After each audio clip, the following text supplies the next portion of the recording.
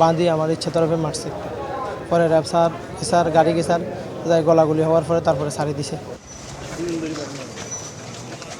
NGO কর্মী মাসুদ চৌধুরী সোমবার বিকেলে ভারুয়াকালীর মুরাপাড়ায় ক্ষুদ্র ঋণের কিস্তির টাকা সংগ্রহ করতে যান। এ সময় মোহাম্মদ ফরহাদের নেতৃত্বে ৫-৬ জনের একদল সন্ত্রাসী তাকে অস্ত্রের মুখে তুলে নিয়ে যায়। পরে তাকে মুরাপাড়া সংলগ্ন পাহাড়ি এলাকায় জিম্মি করে নির্যাতন শুরু করে। বাঁধি আমার ইচ্ছা তরফে মারছে। পরে র্যাব স্যার গাড়ি স্যার যাই গলাগুলি হওয়ার পরে তারপরে ছাড়ি দিছে। র্যাব জানায়, সন্ধ্যায় ঘটনাটি অবহিত হওয়ার পর তাদের একটি দল অপহৃত এনজিও কর্মীকে উদ্ধারে অভিযানে যান। অভিযানে র্যাব সদস্যদের পাশাপাশি স্থানীয়রাও অংশগ্রহণ করে। এক পর্যায়ে পাহাড়ি এলাকায় সন্ত্রাসীদের গোপন আস্তানাটি ঘিরে ফেললে র্যাব সদস্যদের লক্ষ্য করে অতর্কিত এলোপাতাড়ি গুলিবর্ষণ শুরু করে। আত্মরক্ষাতে র্যাব সদস্যরাও পাল্টা গুলি ছোড়ে।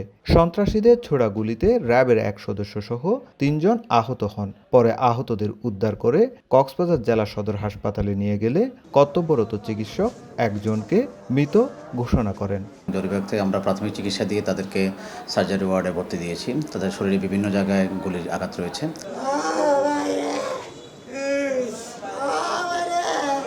এদিকে নিহতের স্বজন ও স্থানীয়দের দাবি, ফরহাদ বাহিনী রাতের অন্ধকারে এলোপাতাড়ি গুলি ছুড়েছে।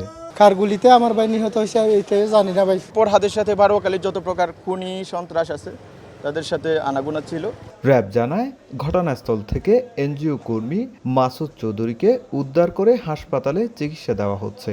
একই সঙ্গে বিদেশি আগ্নেয়াস্ত্র সহ বাহিনীর প্রধান ফরহাদকে গ্রেপ্তার করা হয়েছে।